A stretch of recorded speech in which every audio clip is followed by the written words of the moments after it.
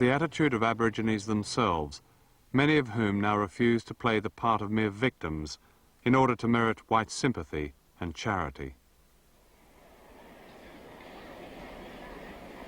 Black Australians have tried many times to bring their case to the world, but their cry could not compete with the image of the lucky country.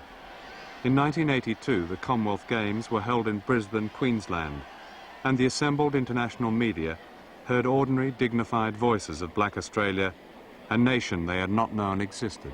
Well, everyone else here today has brought along their flags of their country. We're doing exactly the same thing. We're promoting our flag, the flag that we've chosen to follow, and we're displaying that. And there's no harm in doing exactly that.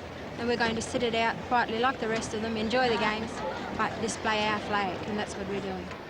Around this time, the then Australian Prime Minister, Malcolm Fraser, was building a reputation as a champion of black rights in southern Africa.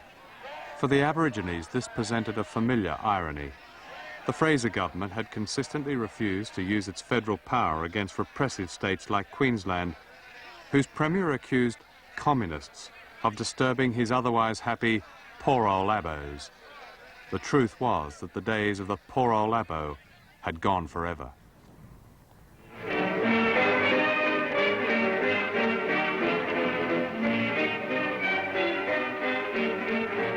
I'm calling a corroboree of all the natives of New South Wales to send a petition to the King in an endeavour to improve our condition. All the black man wants is representation in federal parliament. There is also plenty of fish in the river for us all, and land to grow all we want. 150 years ago, the Aboriginals owned Australia, and today he demands more than the white man's charity. He wants the right to live. At that time, the 1930s, the Protection Acts were in full force. The Chief Protector had the power to send mixed-blood children to missions, having wrenched them away from their Aboriginal mothers. In this way, the mothers could continue to serve their white masters, the masters were saved any possible embarrassment, and the children were civilized with Christian ritual. If any Aborigine objected to this arrangement, the Chief Protector could imprison him or her without trial, all of which, said the law, was to save the natives from being overwhelmed by the white race. In recent years, many of those children sent to the missions have tried to find their families.